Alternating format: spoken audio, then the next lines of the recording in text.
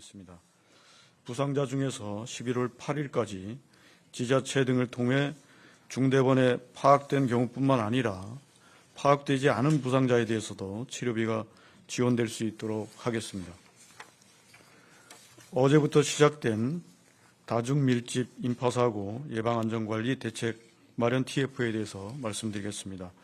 TF는 어제 행안부 장관 주재로 중앙부처 지자체와 안전관리 분야, 민간 전문가 등이 참여한 가운데 첫 회의를 개최하였습니다.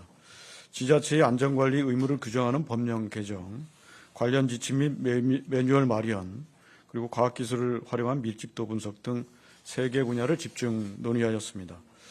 이와 함께 청소년 학생 및 안전관리 담당자에 대한 안전교육과 일선 현장 경찰관에 대한 인파관리 교육 등도 강화하기로 하였습니다. 오늘은 관계장관 회의를 통해 이러한 개선 노력을 집중적으로 이어갈 예정입니다. TF 논의를 지속해서 종합대책이 마련되면 즉시 이행한 가능한 분야부터 조속히 개선해 나가도록 하겠습니다. 정부는 이번 사고를 계기로 보다 안전한 사회를 만들어가는 데 최선을 다하겠습니다. 감사합니다. 지금부터 질의응답 시간을 갖겠습니다. 먼저 현장에 참여하신 기자께서 먼저 질문하시고 그 후에 온라인 대화방에 올라온 질문을 진행하도록 하겠습니다. 질의가 있으신 분은 손을 들고 성함과 소속을 밝히신 후에 질의하시기 바랍니다. 예, 한국일보의 정민성입니다. 2가지 질문 드리겠습니다.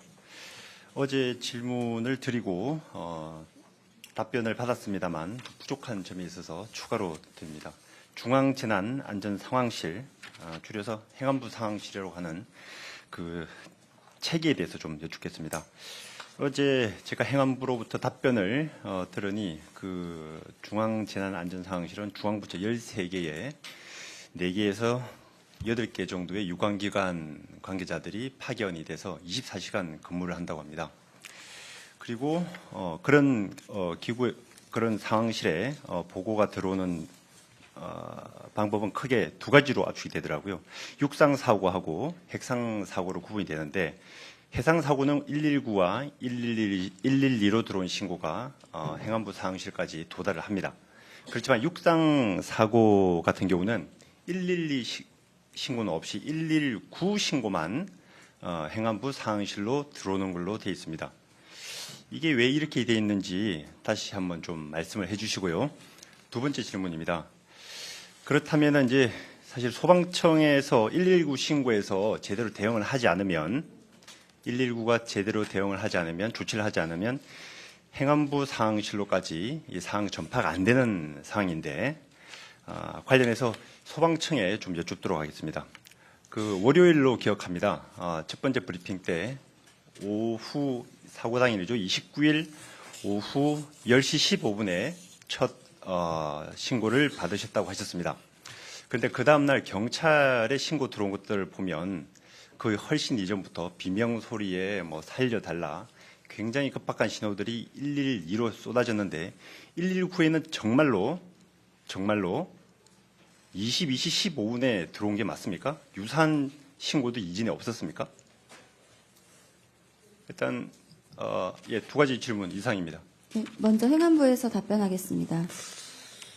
예, 저희 기자님께서 말씀 주신 것처럼 119에 관련된 이제 정보들은 저희가 소방 상황실을 통해서 실시간으로 이제 받아서 저희가 유관기관에 이제 전파를 하고 상황 관리를 하고 있습니다. 그래서 112와 관련된 사항들은 아직까지 이제 저희가 그런 받을 수 있는 체계가 구축되어 있지 않아서 그 부분은 조금 우리가 미비하다고 생각해서 그런 부분도 앞으로 개선해서 받을 수 있도록 이렇게 하겠습니다. 그러니까 112 신고는 아무리 해도 행안부 상황실로 접수가 되지 않는다는 말씀이시죠? 네, 현재는 그렇습니다. 네. 그 소방청 그 22시 15분 이전에는 그 유사 신고가 전혀 없었는지 확인 부탁드립니다. 예, 그 첫 답변 이후 저희들이 또 확인해 본 바 현재까지 없습니다. 예, 그리고 어제 아마 요청이 갔던 걸로 압니다. 경찰청에서는 그 11건의 신고 내용 녹취를 공개를 했습니다. 소방청은 공개를 아직 안 하고 계시죠? 꼭, 네. 꼭 공개하실 의향은 없으신지 한 번 더.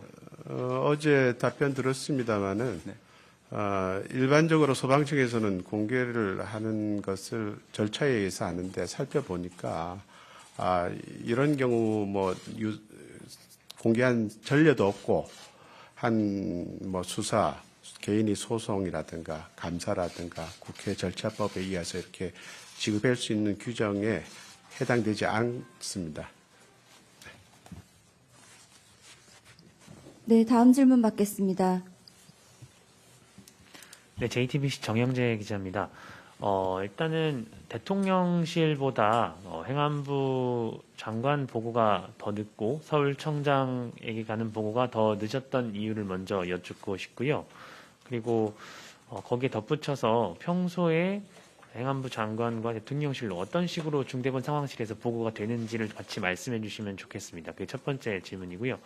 두 번째 같이 연결되는 질문인데 이건 경찰청에다 여쭙고 싶은데 용산서장께서는 왜 보고를 받지 못하신 건지 그거에 대해서 좀 말씀해 주시면 감사하겠습니다. 저희 이제 중앙재난안전상황실에서 소방에서 이제 여러 가지 이제 정보를 받아서 전파를 하는 이제 나름대로 이제 지침이 있습니다. 그래서 만약에 가령 이제 소방에서 1단계를 발령해서 관련 정보를 재난안전상황실로 접수를 하면 그러면 저희가 그 내용을 받아서 저희 나름대로 이제 1단계, 2단계, 3단계로 구분을 해서 또 관련 기관하고 관련 기관의 직급별로 이제 대상자들을 구분해서 이제 크로샷을 이제 발송을 하게 됩니다. 그래서 이제 가령 소방 1단계로 접수가 된 부분은 저희가 크로샷 1단계라고 해서 유관기관에 이제 저희 행안부 같은 경우는 대응 국가장, 관련 부서 국가장들한테 이제 보내게 되고요. 그다음에 이제 소방 2단계로 접수된 그 상황에 대해서는 저희 내부에서는 크로샷 2단계라고 해서 그다음에 이제 장차관 이제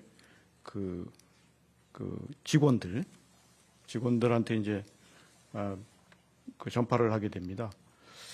그래서 이제 그런 단계를 거쳐서 전파를 하게 되는데 그거는 이제 또 행정 효율성 측면도 있습니다. 그러니까 소방 1단계로 전파된 부분을 이제 장차관까지 다 보내게 되면 이제 굉장히 사항들 관리가 이제 어려워지고 많기 때문에 그런 관리의 효율성 차원에서 이제 중요도에 따라서 단계별로 이제 구분해서 상황 전파를 이제 하고 있는 시스템을 유지하고 있습니다. 그래서 그런 차원에서 이해를 해주시면 좋을 것 같습니다. 네, 이어서 경찰청에서 답변하겠습니다.